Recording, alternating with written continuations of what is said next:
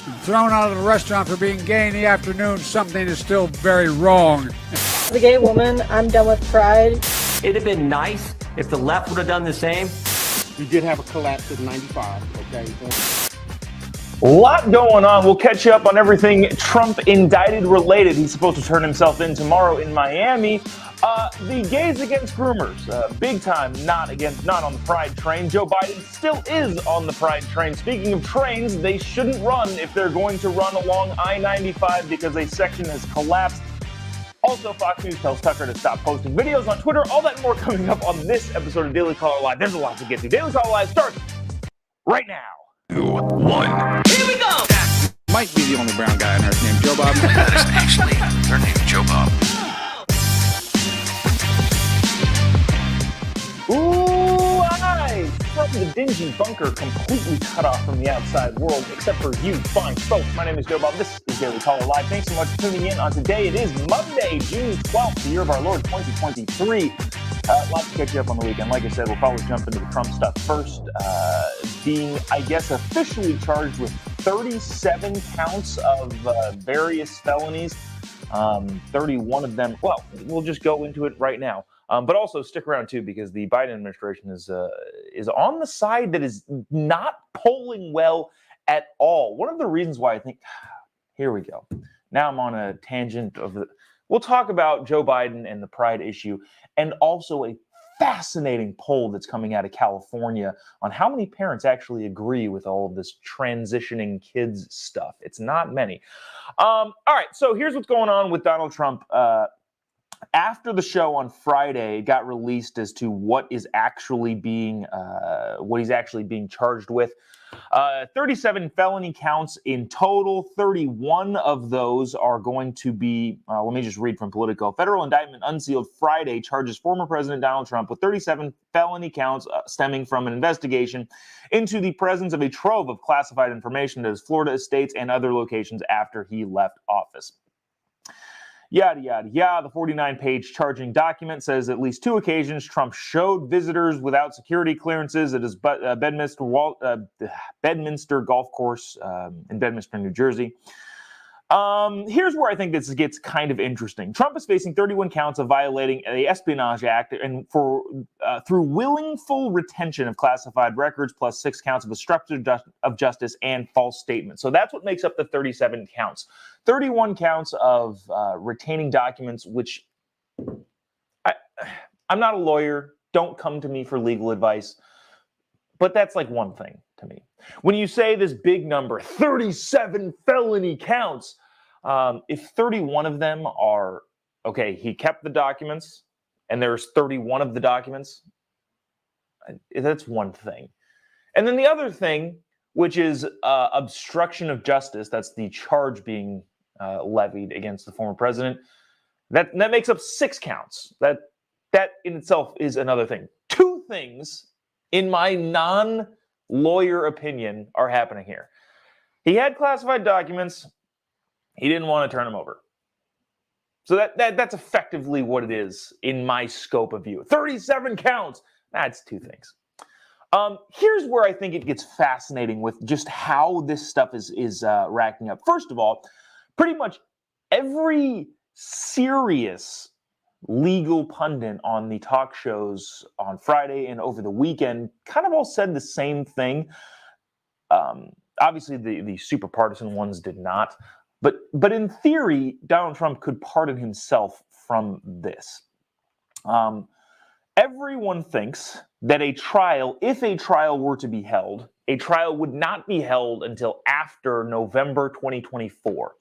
In other words, all of this stuff coming down the pipe here isn't going to have any sort of impact on, other than, court dates and filing stuff and all that stuff. But the actual trial itself, everyone is saying it's not going to happen until after November 2024.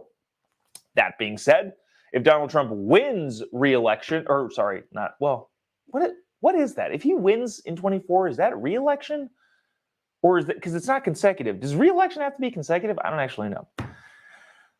Anyways, it wouldn't be till after the election, in which case he could just pardon himself. So That's that whole thing. Now, when it comes to actually looking at what is happening here, you have to look at it through the lens of whether or not it's compelling to the people of the United States of America. And what I mean by that is, if the case is such that we have proof that he was trying to use military plans to, I don't know, invade France, then you have a thing that I think even Republicans would be like, yeah, I don't know about that. But that doesn't seem to be what's going on here. It says it in this article, and I should have highlighted this stuff where it is and such. But effectively, it says, oh shoot, he had aides stash boxes with records that included personal items and ordered them to ship him to his estate. This is again from Politico. The whole included personal items. Everybody who has been in Trump's office or in his orbit knows that he is a collector of mementos. His Trump Tower office famously is, honestly, it looks cluttered with how many mementos the guy has everywhere.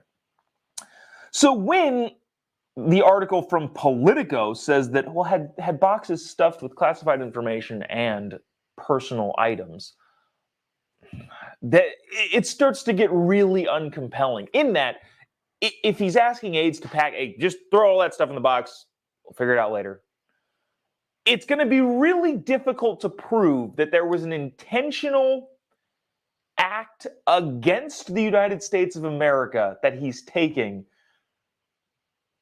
when he's a well-known memento memorabilia collector.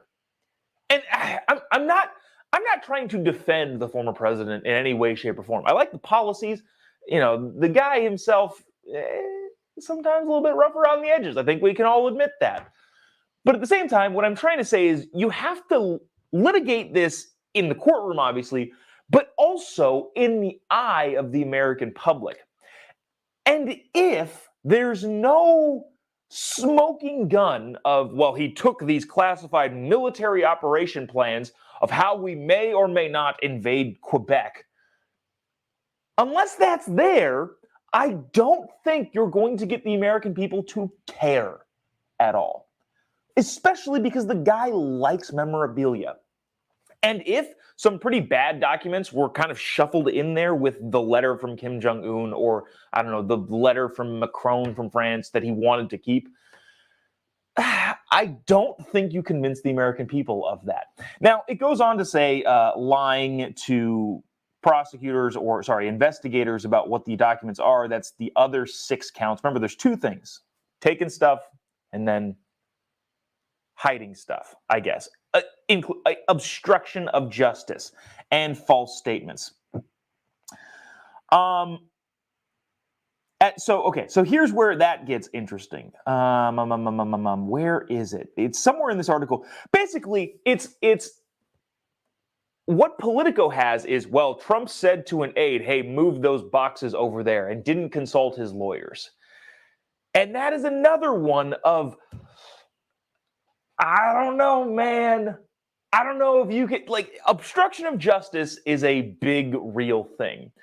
But understanding how people, what's it like in your office? Do you go to an office? Have you interacted with people that work in an office? Has the boss at some point said, hey, why don't you go ahead and move those over there?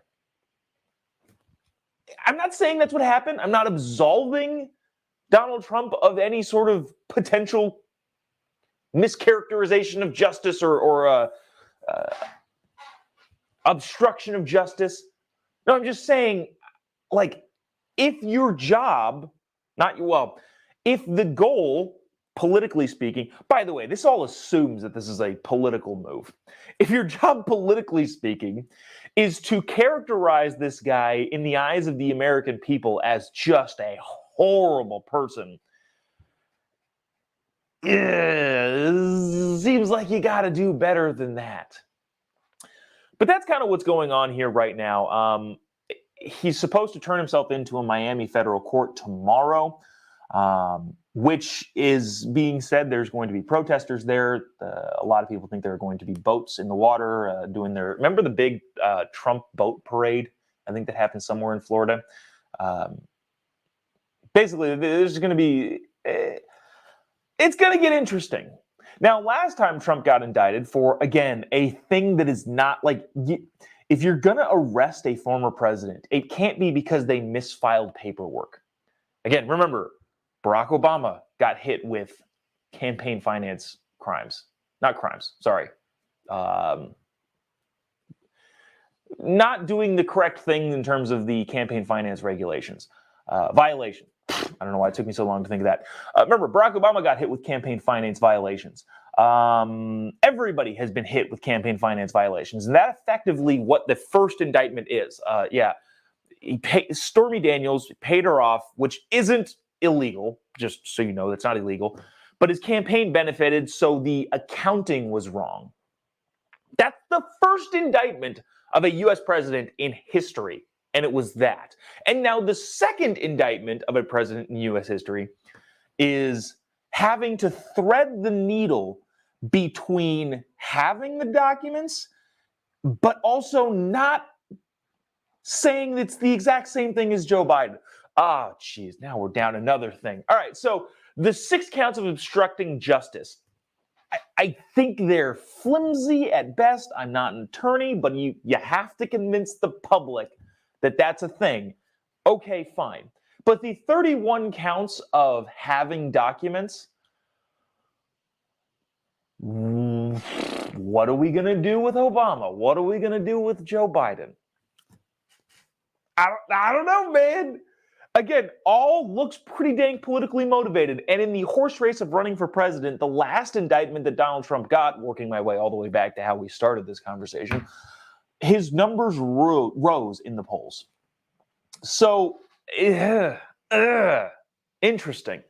Now, on the topic of going on in Miami, I thought this was just fun. Trump has put out a video or a couple saying that he's innocent, which is fine. There's a whole bunch of stuff going on here. But just in terms of how the media is covering it, I thought this was a fascinating clip. This is Jim Jordan on, is it Dana Perino? Show on CNN, talking about the possible protests in Miami when Donald Trump turns himself in. I thought this was awesome from the congressman talking about, well, we're worried about violence and riots. First of all, everyone condemns violence, including Jim Jordan here, but calls out CNN for the times that they don't condemn violence. Watch this. Before I let you go, I have to ask about what we're hearing from some members of your party alluding to possible violence after this indictment. Congressman Andy Biggs says we're entering a, quote, war phase. Congressman Clay Higgins tweeted some cryptic references to possible war plans. Carrie Lake said the DOJ will have to go through millions of NRA members to get Trump. Will you be clear that no Americans should be violent?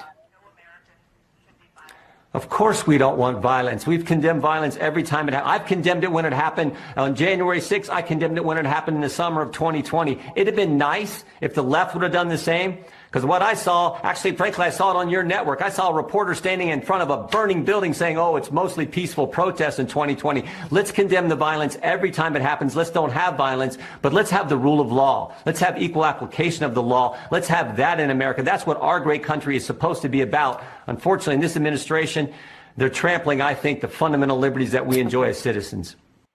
Yeah, I just liked that a lot because, remember the lefty media kind of turned a blind eye to all the political violence that was happening and focused entirely and solely on the January 6th thing. I've said this many times, said this before. The January 6th thing was terrible. I think you run that experiment 100 times, and 99 times out of 100, it ends up worse than what it did. And it was a bad experience. And also, when you're burning down the streets of Minneapolis after George Floyd and around the country after all of those crazy incidents, that was bad too. And people need to go to jail for that as well. So there's that. Sue says, yay, Jim Jordan. There's a couple comments that I thought were kind of fascinating and wanted to get to. Yeah, we talked about this a little bit, but Ryan says, Joe had boxes of classified information stored in his office, and he shared it with a Chinese spy. I actually don't know about that. Why are we talking about Trump again? Well, because, what is it? TDS, Trump Derangement Syndrome. So there's that.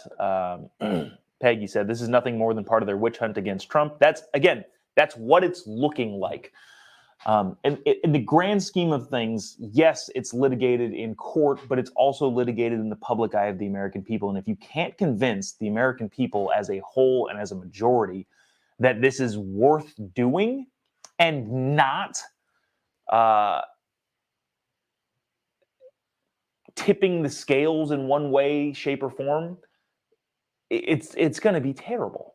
By the way, this is terrible, by the way. That regardless of whether or not you think Trump is guilty, whether you think this is all a witch hunt, whatever you think, one administration arresting and charging the leading candidate of the other party is a bad thing. Like, if George Bush arrested Bill Clinton, regardless of whether or not you think he deserves it, that's regardless of whether or not it's appropriate, it is crazy.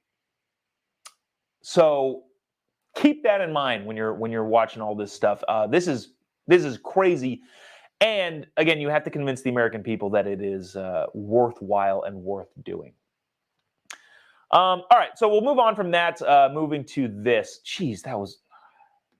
Guys, I spend too much time talking about stuff, but I feel like there's so many different caveats that you got to bring up and point out. All right. This is, I think, the new gay pride movement. There are so many people out saying that the LGBs need to ditch the TQIA2+, all of the other words, letters. This whole idea that LGBTQIA+ is all one thing.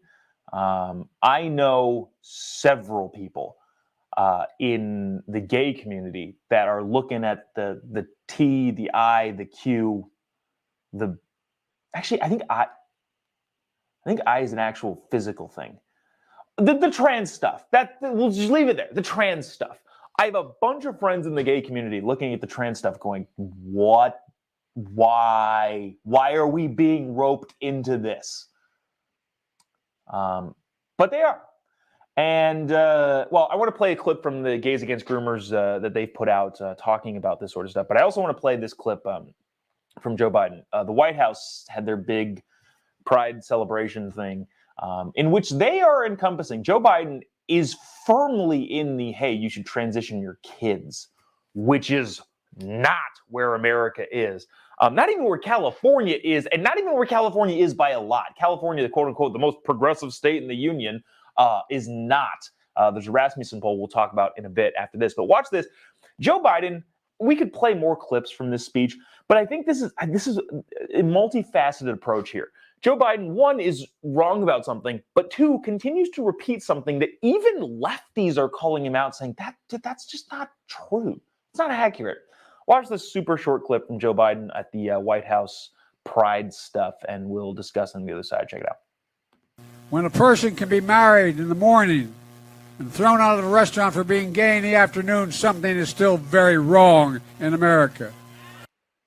Okay. So that's Joe Biden talking about if a person can get married in the morning and thrown out of a restaurant in the afternoon for being gay, something is wrong. Good news. That's not legal. Great news, Mr. President. If you think that that's wrong, I'm happy to tell you that legally speaking, it is. But I don't even know what to call. I don't even know if this is gaslighting, because he's going around saying, and he said this multiple times. That's why I wanted to play that particular clip. He said this multiple times. If somebody can get married in the morning and then fired for their job for being gay, or thrown out of a restaurant for being gay, that's wrong. And the legal system already agrees, Mr. President. So what are you talking about? I think that's interesting just from a political standpoint, but also, like, I just don't, like, he kind of goes off the cuff here, and I wonder if he doesn't remember that somebody, even his own aides and his own staff, has said, yeah, that's not true, though. That's the problem. That's already illegal. The gay community is already a protected class in the country, and you can't do that. Honestly, actually, here, I'll go as far as to say this. If I were in a gay relationship or a gay marriage, I would love for someone to throw me out of their restaurant or fire me from a job for it, because that would mean I have a lawsuit and I have a hefty payout coming at the end of that lawsuit.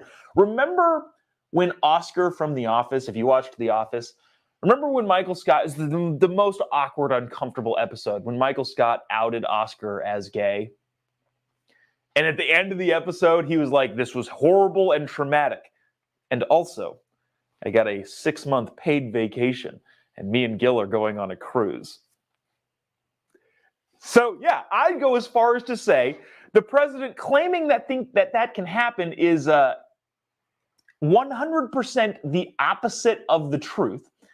And also, if I were, well, I would love to be thrown out of a restaurant for being brown. If I could pinpoint that on a manager, holy cow, especially if it's like a chain restaurant, if I could get thrown out of an Applebee's, if I can get a manager say, hey, you're brown, get out of here.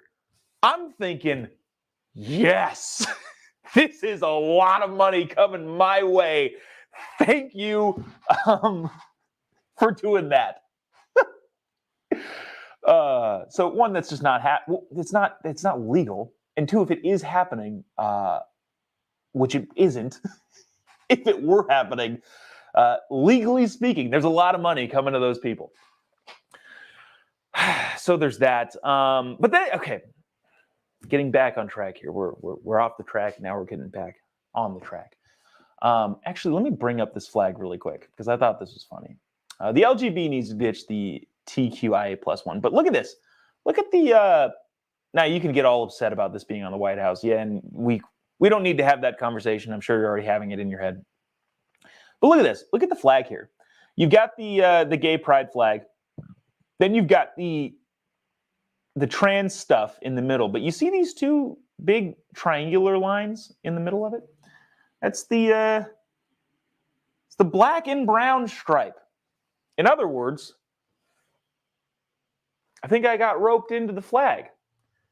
I think by no want of my own, I think I am encompassed in that flag. Dang it. How did that happen?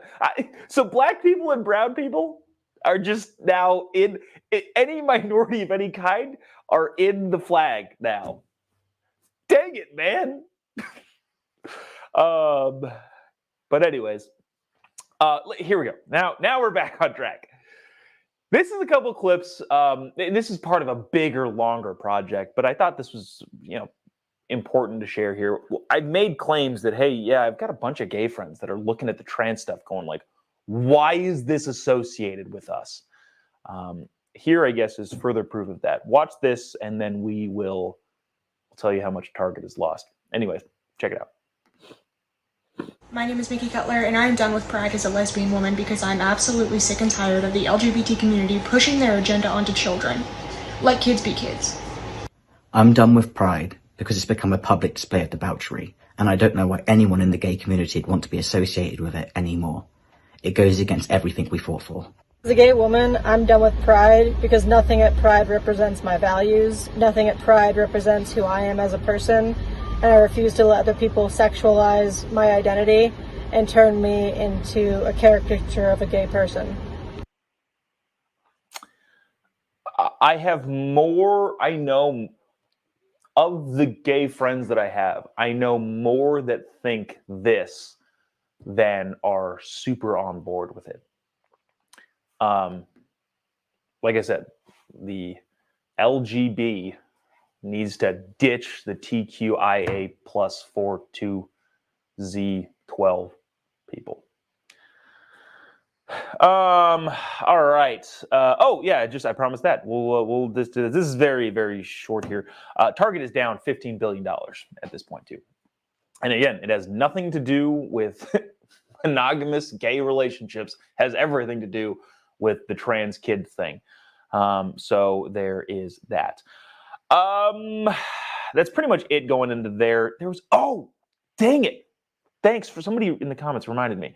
I did tell you about a poll in California that I will read to you or look at, and we'll go through it a little bit and discuss right now. All right, so check this out. Rasmussen, which is a pretty reputable polling organization. Now, I'll be upfront about this at the front end. They were commissioned by a group called Real Impact. Now, Real Impact is a group founded at Calvary Chapel, Chino Hills. They are outwardly political, and I'm not saying it's a good or bad thing. I'm just saying, just so you know, this poll by a serious polling organization was commissioned by this group. Now, having said that, I do believe the poll was done in full honesty. There's no reason. One, because I think they know they're right. The Real Impact group. I think they know they're right, and two, Rasmussen's reputation could be on the line here. And even if there is a pretty big swing the other direction in terms of the people that they polled, isn't really even going to make a dent with how drastic these numbers are. A new telephone poll, an online survey by Rasmussen Reports and Real Impact, finds that 82% of California likely voters disagree with the statement, a person loses parental rights when a child enters a public school, including 69% who strongly disagree. So, this whole idea, if we didn't talk about it on this show, but if you followed the news out of Glendale, parents protesting and got in a fight with Antifa who showed up, and it's a whole just chaos. Because the school is teaching kids stuff that the parents don't want them to teach and hiding any discussions between the teachers and the parents. So the teachers are basically saying, hey, we're going to refer to you as whatever you want when you come into the school. But if your parents come into a parent-teacher meeting, we're going to lie to the parents. And they're both going to wink at each other, the student and the parents, your kid and the teacher, and lie to the parents about what they've been doing in the school. In other words, you lose parental rights the second they walk into a government school. This online survey said a parent loses their rights when a child enters a government school. 82% of them said no. No, they do not a lot. 84% of California voters, again, we're not talking about like Idaho or Texas voters, we're talking about freaking California. 84% of California voters would support a local law that required parents to be notified of any major change in the child's physical, mental, or emotional health or academic performance, including 66% that would strongly support that law. I would categorize myself in one of those. This is California, by the way. 84% of parents said, yeah, if anything happens at school with my kid, you need to tell me. You can't hide it from me. I think those were the big ones that I thought were freaking fascinating. The survey, just so you know, okay, just so we're clear here, the survey of 1,300 likely voters. Oh, was this not in California? Oh, I think I might have been entirely wrong on this. Oh, no. Okay, so those were Californians. Likely voters in 2023. Okay, so let's see. The margin for sampling error is plus or minus 3 percentage points and the 95% level of confidence. So California voters, 64% say, yeah. There's the whole thing is like this. You can go to maybe I'll put the link in the comment section so you can read that article from Rasmussen. But the bottom line is the polling is unfreaking deniable.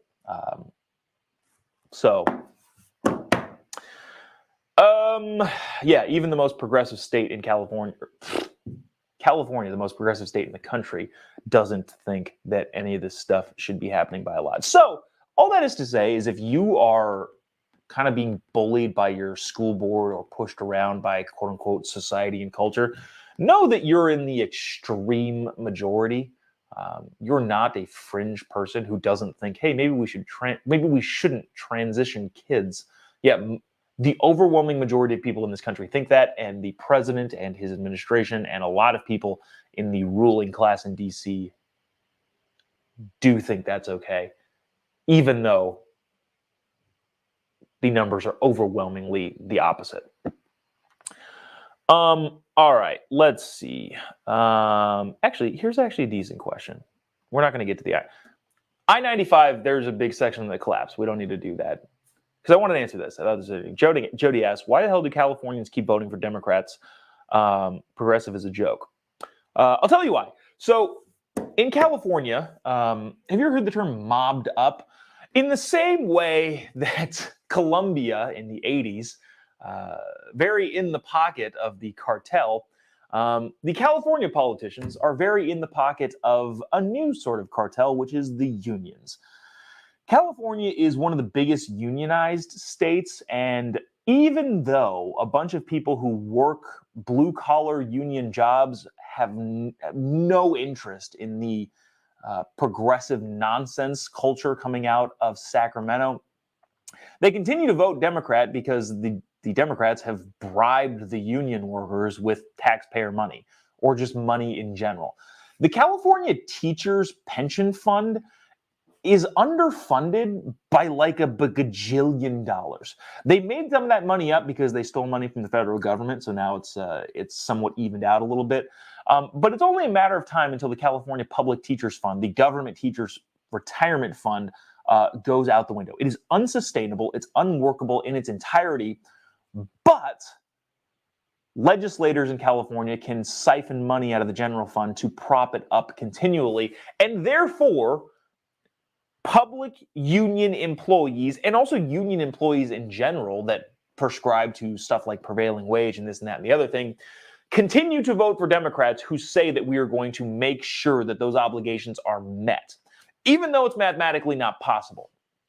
In other words, the reason that Californians in a lot of ways keep voting for Democrats is because so many of them are in the pockets of the cartels that the unions represent.